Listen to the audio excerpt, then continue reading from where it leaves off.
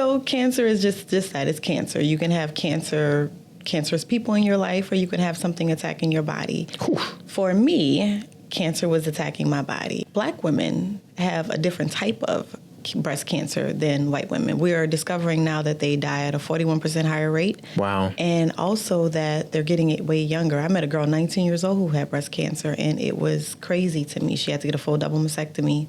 At 19? Mm-hmm. I started giving away different products I was using, and just little note cards to keep people encouraged. And then lies the inception of Courage Over Cancer. My organization began as a gifting organization. I started out just putting together personal care items for different women that were in treatment. How do you find these women?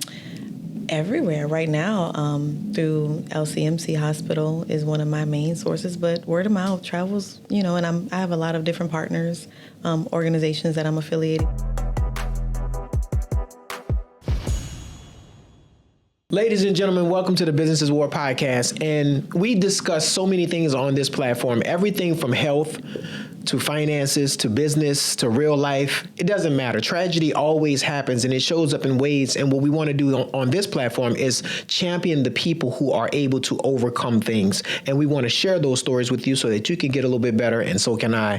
Today, we welcome Tancharelle Washington. She is the founder of Courage Over Cancer and a cancer survivor. And we're going to dig into her story, and we're going to talk about all the things she's been through and what she's doing to help people who have gone through similar things just like her. So today, we say welcome to the War Room. Hello, I'm glad to be here. How are you doing today? Fantastic. Now, does that mean something different to you because you are a survivor of the big C? Well, actually, whenever people ask the question, how you doing? Overall, if you're going through mental health issues, that's a big question, right? Yeah. So imagine going through cancer. No, I can't. So, to be truthful with you, I genuinely want you to tell us what it was like and what's it like and everything related to it and how it even happens. And I know that it's the destruction of cells, and cells become, angry, and they're starting to eat on each other and stuff. So that's my little, dumb version of it. So what is it?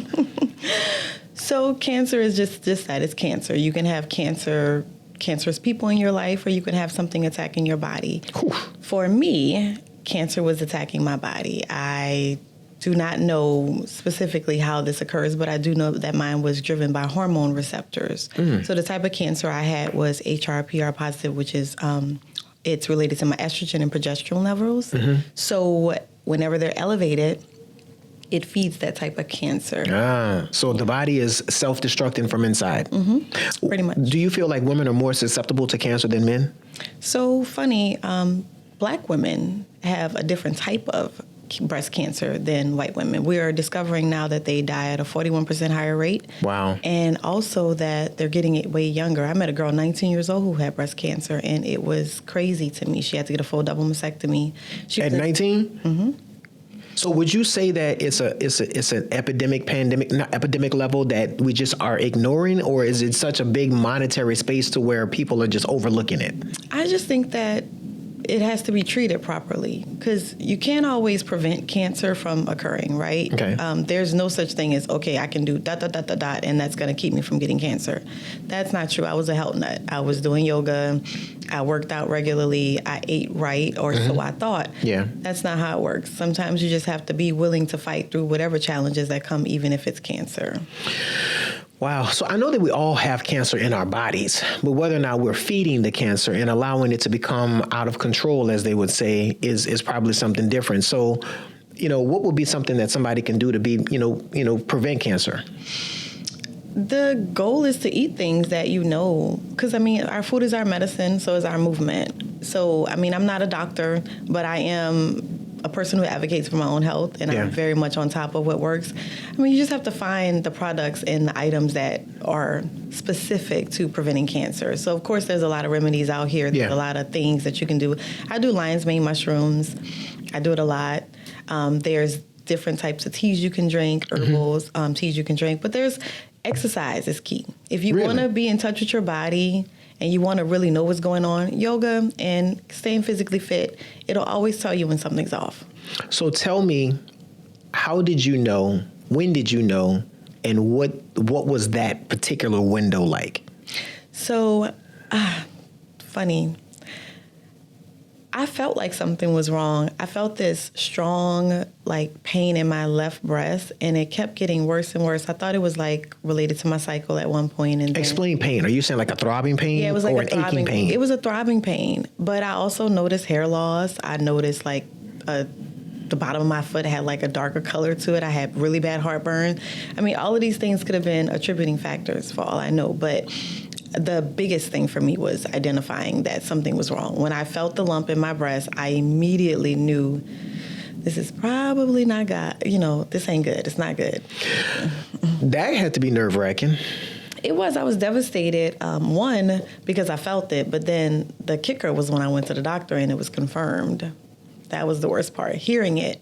So did you have kids at this time? I did. I had 2 children. So you got 2 kids, 2 children, and you have just been diagnosed with breast cancer, I'm assuming, right? Absolutely. There's no way that you can say that you were just business as usual. So you literally had an all stop on your life. I did. I was living my best life at that point, and everything was coming together perfectly. And then here comes cancer. Who has time for it? I damn sure didn't. It's like I literally had to make time to take care of my health. Well, put that on the poster. Who has time for cancer? Jeez. Yeah. So you got 2 kids. You just got your diagnosis. What did they give you as next steps? What did they say? Oh, we're going to run some more tests, and we're going to ring you up to $300,000 in bills. What happened? It was. First of all, when you get a cancer diagnosis, the first thing you hear is, you've seen Charlie Brown. You hear womp womp womp womp womp womp. So nothing. It was like I literally, when the doctor. First of all, I went to the imaging center to get my breast checked. I went for my first mammogram. At a diagnostic imaging kind of place? I went there to get my first mammogram ever. And I go to the back. Something that they said would take 30 to 40 minutes ended up taking almost 2 hours. So I'm back there doing all this bending, twisting, all of this extra stuff. I'm like, they really got to find an easier way to do this. But I went through the process not thinking anything was wrong. I thought they were just being extremely thorough. And I'm like, okay, fine. I'll just read a book or something, to waste time. And they kept having me go back to the machine. So eventually they had me do an ultrasound. Well, that's when I found out that doctors hang out at the imaging center in case something's really going on that they need to tell you about. So this doctor comes in and he's like, I think you have cancer. And I'm like, there's no way. You need to look again. He's Were like, you by yourself? Mm-hmm. Because I thought I was. So listen, let me ask you a question. Okay, I want to ask you: did this doctor have any bedside manner? Was he patient with you, guy or girl? Yeah, it was a guy. Did he break it to you with some level of optimism, or was he like, yo, you got the big C, get out of here? What is it like? He was empathetic initially, Okay. but I do think I challenged him a little bit because I'm like, how can you tell from a picture? I thought it was a valid question. It's like you're looking at a screen. So you're telling me that I have this deadly situation going on and you're looking at a picture and you can tell from a picture. He's like, well, I'm going to do a biopsy. So that was the next step. And he did to send it off to a lab to get tested. So he had to do an actual biopsy where I had to lay. They had to cut me open, take a sample, run the test, and then they were able to confirm that it was cancer. So, okay. Yeah. That's a big moment. And you know what? I'm imagining that so many women have that conversation. And what would you say to yourself if you are sitting where you are now, looking at the person who just had the diagnosis? I mean, the reality is that when people go through the cancer thing, you go through an array of different feelings and emotions. You negotiate with God. Like, could you please make this go away? Or like me, give it to somebody else. I'm like, I don't deserve this. Yeah, right?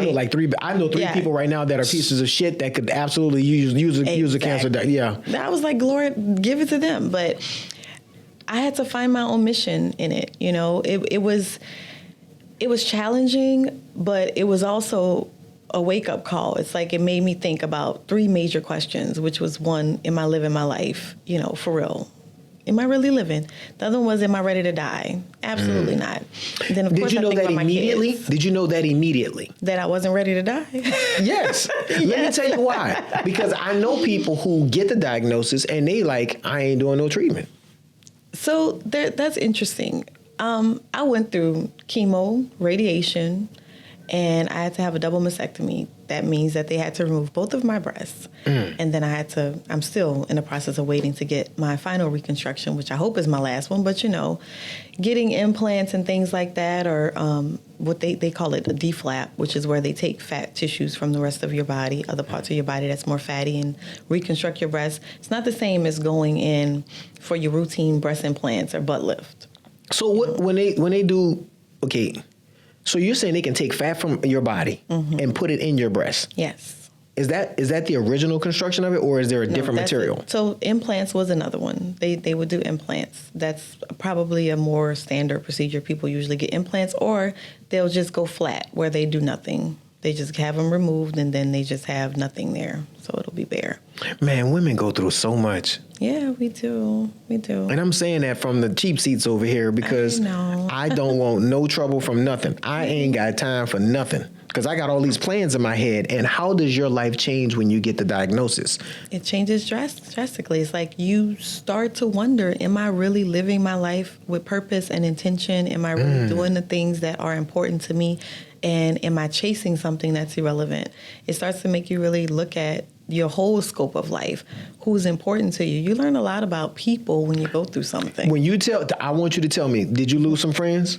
Oh, I lost relationships. I did. No good bastards. I did. And some I wanted to lose. It's like you put things in perspective. You don't want to waste your time because you start to look at it like, oh my God, I'm like a milk carton right now with expiration date. I don't want to spend this time with you, on you, around you. So that says a lot. And to every person who would have a friend that is going through something, and if your default move is, man, they're going through something, I got to get away from them, that says a lot about them. And I just, I don't want to be that kind of friend. And I want to be somebody that people can call if they need something. And I want to always be of a help to people, but that's hurtful to know that people kind of sidestepped you just because you were going through a tough time, arguably one of the toughest of your life. Would you say it's been the biggest fight of your life? One of them. Cancer was major. I mean, I've had a series of things happen throughout my life. I've been on my own since I was about 16. So, of course, I've had challenges. Maybe this prepared me for it, but I've always kept myself in a good mental state, a positive one. I always focus on what I want. I focus on helping others. I focus on any other thing that's good versus How do you do that? Is it something you do deliberately that you focus on the good? Intentionally. I choose my thoughts like I choose my clothes. So I am very intentional. Yeah, hold on. Say that one more time. I choose my thoughts like I choose my clothes. Well, that might not work for me because I have all nice clothes. So, but again, that means you have a lot of options, right? Yeah. Just like we have a lot of options with thoughts. We can think the worst, or we could think positive. One of the keys to fighting anything bad in your life, including cancer, is your will to be here. You have to want to be here. When you said some people are like they don't want to go through treatment, I've been through treatment. It's not fun. My first round of chemo almost killed me. So why do you have to poison your body to get rid of the poison? Because that's just the method. Hey, I wish they had an easier way. It sucked. It was horrible. Oh, don't worry. AI is going to come up with some shit in 30 minutes. I sure hope so. But it's, nothing in life that's worth having comes without a struggle, right? So that's what they say. If you want your life, again, you do have to do things to make your life more advantageous. Your behaviors, your belief systems are everything. They pretty much form who you are. If you're not focused on who you are, then you are going to just be living in spaces where other people are bringing you wherever. So I do think that sometimes challenges happen to make you pause. I think that one of the biggest things, Tony Robbins always says this, is that people think they're not supposed to have problems. That's one of the biggest things in the world that's an issue, right? You know what? Listen, I want to talk about that because you know the level of narcissism it is to wake up and think that everything is going to be perfect every single day of your life, that you're going to catch every red light, which is going to be green. Every door is going to be open to you because somebody's smiling in your beautiful face. You're going to feel good every day. No colds, no small setbacks of any kind. That's the narcissistic aspect of what we expect in this country. And I'm going to make a business statement and tell people Starbucks got us like that. You can order from an app your perfect drink, upside down, right side up, left side right, walk in the restaurant, pick it up, don't even speak to the barista, don't even tip them, and walk out and and get what you want from an app. And so when you go through real life and you got to actually talk to a cashier, you're like, oh my gosh, she's so stupid. Yeah. You know what I'm saying? And then you got to, deal with a UPS driver. Oh my God, he's so stupid. It's like fans screaming from the field. It's like you got the players on the field, you got the fans in the audience, they're watching and they're like, how did you miss that play? But you can't make it. Couldn't make it. Couldn't even get on the field. Okay. Can't even run, Okay. All right. Okay. So you've then turned the Business is War side of your cancer diagnosis and your survival to a foundation, a nonprofit to help people who have gone through what you've gone through. Tell us about that. So I wanted a beautiful distraction from what I was going through. I saw a lot of people in and out of treatment, and everyone was always asking me questions like, how are you okay? How do you look like you're okay? So I started giving away different products I was using, just little note cards to keep people encouraged. And then lies the inception of Courage Over Cancer. My organization began as a gifting organization. I started out just putting together personal care items for different women that were in treatment. How do you find these women? Everywhere right now, through LCMC Hospital is one of my main sources, but word of mouth travels, and I have a lot of different partners, organizations that I'm affiliated with that also help me to access patients. We've touched over about 8,000 women. So what do you give them? So I'm assuming that they are diagnosed and going through treatment maybe, and you just want to be a support system for them. Absolutely. Okay, what do you give them? So I give them resources. Like I said, when people hear the word cancer, they tend to check out.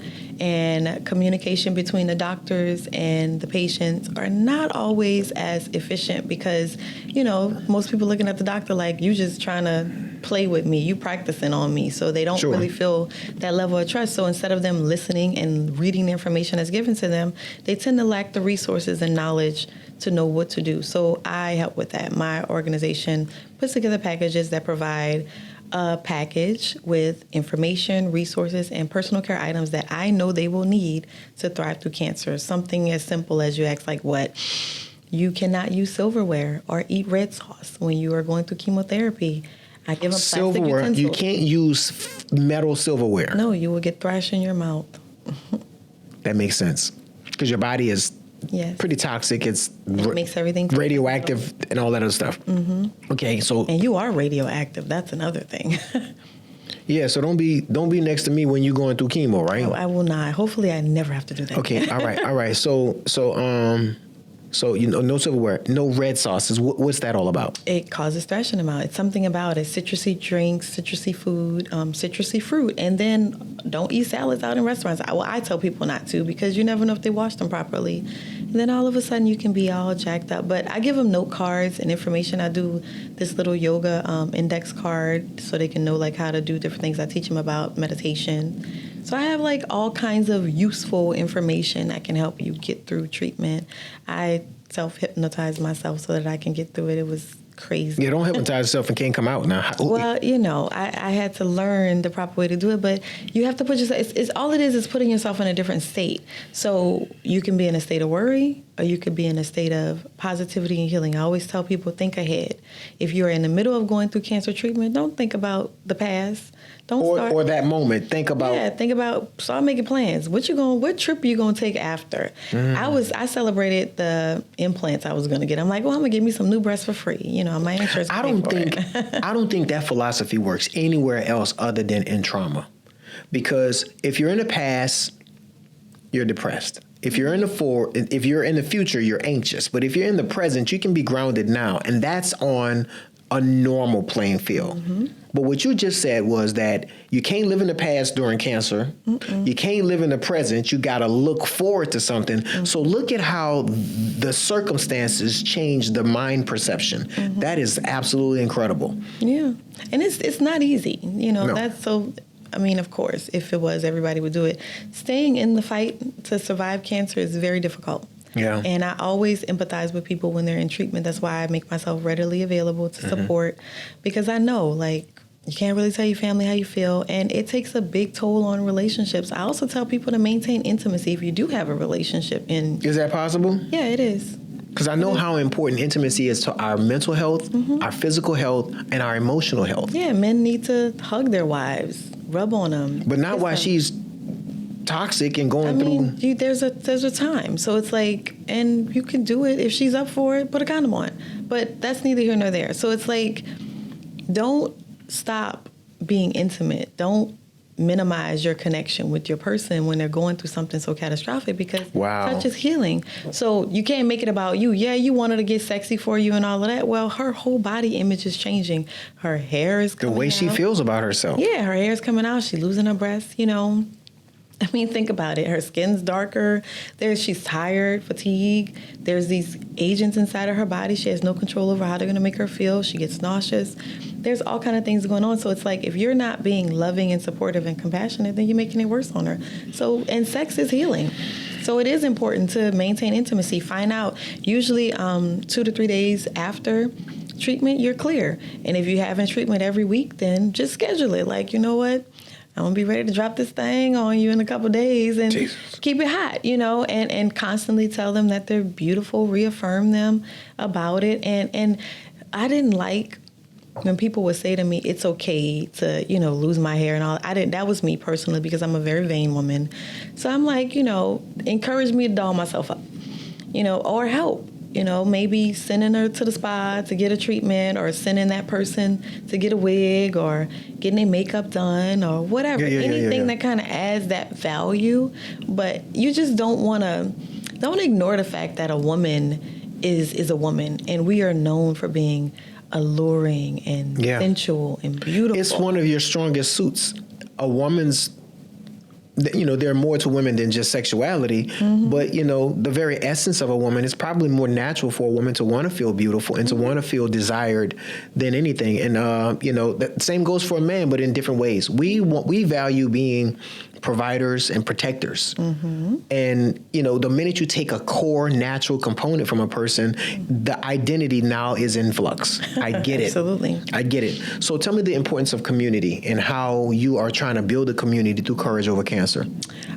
So Courage Over Cancer is its own hub. So one thing I learned about breast cancer is that for a moment I thought, oh, I must be something special to go through this, right? Well, there's a high number of women who go through breast cancer. Wow. And it is very unfortunate, but I've actually developed a big sisterhood out of it. I have a lot of women who I have very close personal relationships with now, because we have something in common. It's like my own little sorority, right?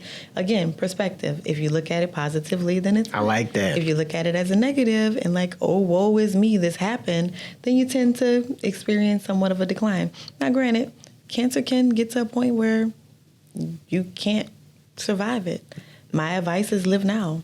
I have a good friend right now who's facing her demise, you know, and I have 3 women who died while I was in treatment. Scary. You are in the midst of yours, and then some of your friends who going through it. Wow. Was it breast cancer? So, wow. I mean, like, where does breast cancer rank at amongst cancers when it comes to the different types that are, you know, out there? I mean, among Black women, it's very high, but breast cancer is common. It's very common, and it does happen a lot. So, but again, it's not real to you until it happens to you, right? I know Most that's people right. don't think about it until, well, with anything, it's not nothing until it's something. So. Okay. All right. How do you create the best version of yourself? Positivity. You know, you have to keep yourself in a very happy, positive state. The more optimistic you are on life, on what you want to do with life, you're going to do better if you focus on what you want out of life instead of who you want to be based on images. You know how some people spend so much time fixated on, oh, I want to be like that. Find your authentic voice. Hey, listen, we all suffer with imposter syndrome. And so I really wonder, when you get a major conversation like a cancer diagnosis that faces you straight on, are you really at that point grounded and aware of who you are?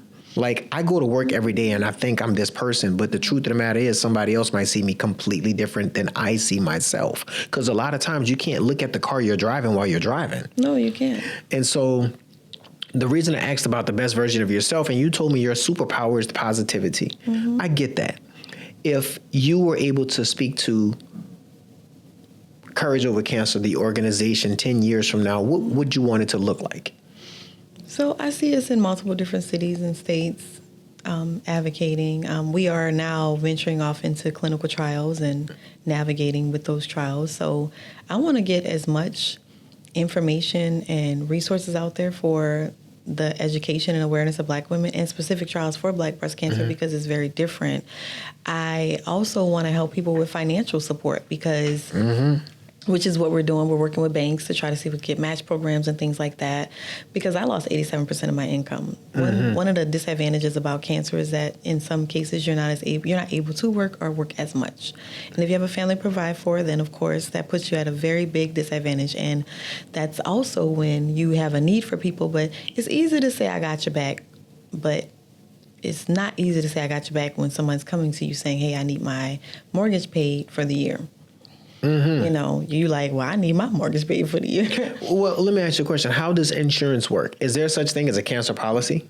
There are cancer policies, but again, you know, there's only so much that can be done, right? So if you have life insurance, then there's a benefit that you can pull from that. But let's be real. How many people in our culture actually have life insurance to cover in the event of something catastrophic like that happening? Man, that's something. Support themselves. Or have a savings. You know, like I said, I lost 87% of my income, and I was a businesswoman. I had my own business at the time, and I had to literally sit down. I had to prioritize my health and focus on being there for my children. So, you know, how do you survive in that? They're like, well, how did you make it? And again, my attitude, I didn't worry about how I was going to do it. I just kept moving. My belief system was that everything was always going to be okay and that everything I was doing was a curing agent. And I didn't focus on, I never looked at the side effects of all of the bad stuff. I didn't read it because I didn't want to start adopting those things. Okay, well, this is happening because of this. Because then you could get so obsessed with it that you don't focus forward. And that's what you have to do with anything in life, not just cancer. You have to focus forward. You cannot think about all of the problems because all problems are just things you didn't properly prepare for. It's simply something you didn't know how to handle. So look into what to do, and that's what you do. What do I do about this? I get treatment. What do I do next about this? Okay, there are resources and different organizations that provide funding. If I don't have money, okay, let me sign up for that. And it's annoying to have to do all of this little extra. And then the other thing is having faith and turning things into, you can monetize in multiple different ways. If you don't have the strength to go to your job, maybe you can do some online work. But find alternative methods that are workable for you in a time space where you can still get your rest and then also still grab some dollars. How do you define courage? Facing the things you don't want to. Being bold enough to say, I am going to go full throttle toward this even though I don't know what the outcome may be. Jumping blindly. Interesting. So many people have heard the word cancer in their life in the worst way. And yet it's still here. It's and I would hate to think that our medical world is capable of curing cancer and they haven't for monetary reasons. That would make me have zero faith in humanity. I mean, it's a possibility. It is a possibility. I mean, I work with a lot of pharmaceutical companies, so in most cases, sometimes they do have to come up with a cure before they come up with an antidote to suppress or. Like let's unpack that. When the last time you heard HIV was out here killing people? I have not. We have not, because we've all but gotten rid of it. You know what I'm saying? God rest Eazy-E. You know what I'm saying? They had so many people that died of HIV that the new drugs out. You know, so I really do wonder: is medicine here to heal permanently, or is it here to just kick the can down the road and keep making money off of it? Like, again, I would really hate to think that. The medical industry is a major fund maker. Like, I mean, healthcare is winning, so if people aren't sick and dying, then there would be no need for healthcare. So, I mean, hey, there may be some truth to the possibilities and probabilities of cures being the furthest thing from a pharmaceutical company's mind. However, you know what? Somebody would have had to blow that whistle. I mean, I'm looking for that whistleblower. I mean, hey, or they may no longer be living to blow it. But whatever the case may be, can you just imagine that? I mean, I can. I just think that take your health into your... Here's the thing. We heard when we were younger, apple a day keeps the doctor away. How many apples you eat every day? Man, we don't eat any fruits and vegetables nowadays. In fact, I would say probably more than half of the meals today that are put on family tables in America have zero vegetables on it. And forget about a fruit for a snack. We're eating stuff out of plastic bags that can last 20 years, you know? Exactly. So if you know that eating an apple a day can help. So again, knowledge is power. A lot of people ignore the knowledge and the fact about what they can do. So if you want to be healthy, it's not about worrying about if the medical industry is doing things or these pharmaceutical companies are doing things to find the cures for it. Be preventative about things that you can and stay aware with your body so that you can do stuff to be preventative if something does happen. So if heart disease runs in your family, which is what I was worried about, heart disease, high blood pressure, that kind of stuff. So I'm fighting that, but I still ended up with cancer. But how did I survive it, you know? It's like you have to focus on, what can I do? This is what's before me. So cancer got in my body. My left breast totally disappointed me and allowed this cancerous assassin to grow without my knowledge or power to stop it, right?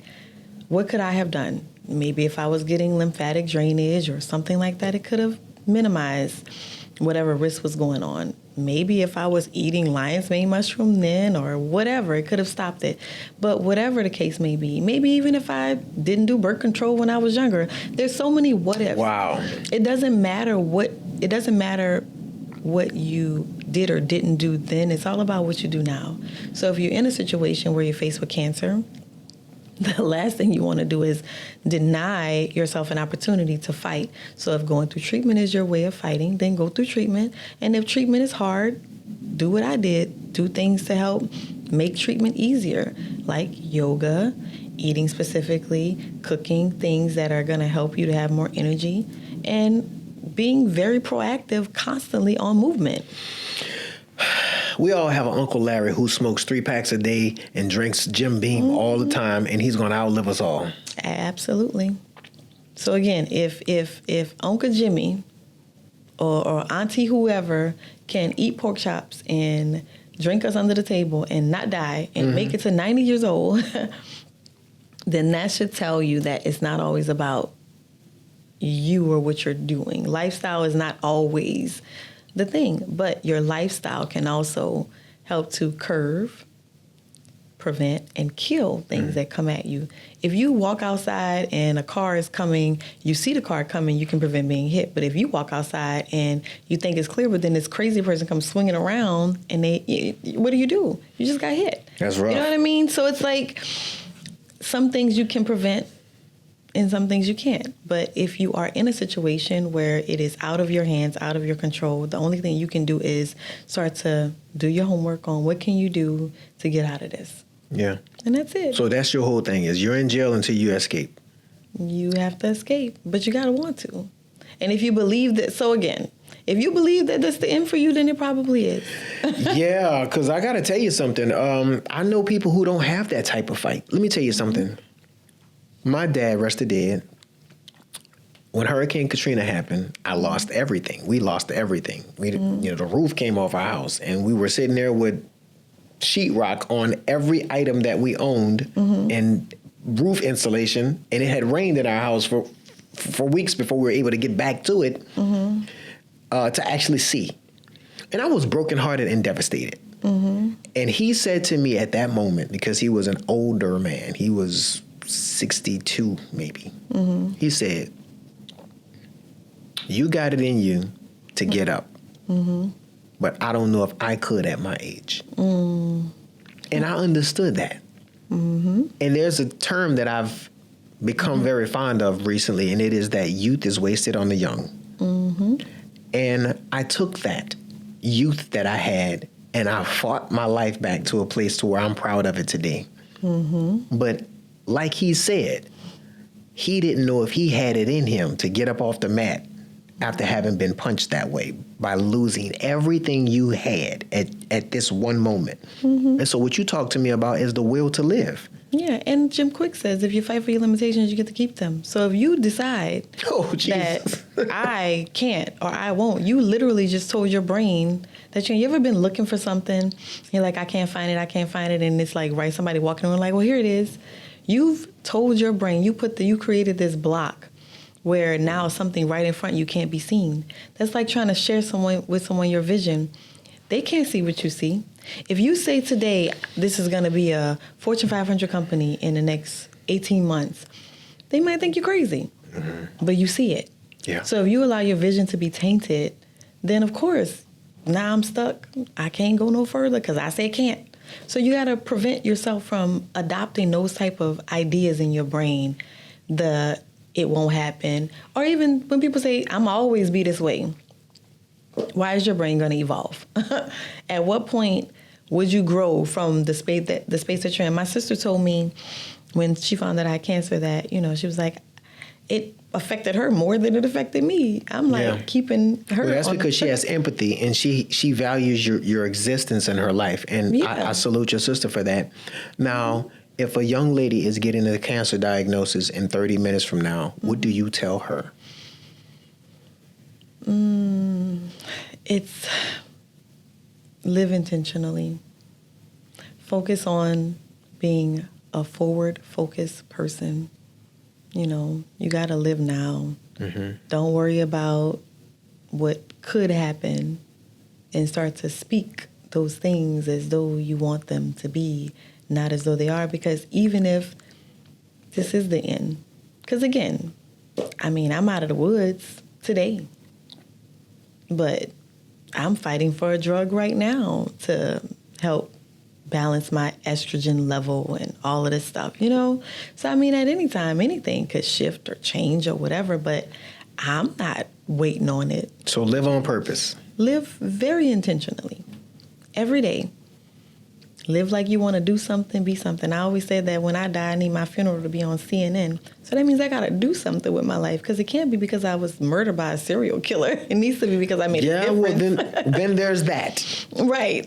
I'd rather not make the news for that. I want to be on there for something else. So how do we support Courage Over Cancer? So you can go to courageovercancer.org. We have many options for donations. And we are always looking for volunteers and products and people who want to give their services to assist our people who are going through treatment. So if you are a financial institution and you want to do a match program with us to kind of help people who may have a savings account or who's starting to have a savings account and they want to try to pull out money to move it here and they need you to match so they can sustain, whatever. I believe people who want to give, they find a way to give. So giving is always welcome. Courage Over Cancer has an info page. You can give us your information. We'll call you and we'll figure it out. Well, I'm going to make a donation. I'm going to give you something to help your company. I appreciate that. And I think one of the things that I could give you is I could give you some software engineering. Let me tell you. Okay. Let's say you needed a place for people to put their testimonies. I could give you that. Let's say you need a place for a learning platform to be able to talk to people and teach them about the things that your organization can do. We can give you a learning platform, a testimonial platform, a learning platform, a blog space. As a software company that we are, we can give you that if you would accept my gift. I would definitely accept your gift. Okay. All right. Well, listen, today I got a chance to talk about a word that has visited my family for generations and its impact on the lives of so many women across the country. If you're a cancer survivor, then definitely go to courageovercancer.org and support them.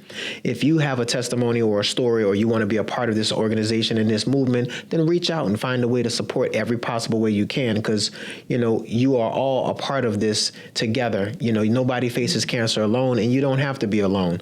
And so, Tancharelle, I want to thank you for coming, and I want to thank you for the work that you do and the people that you help, and we'll see you on the other side. Yes. Have a good day.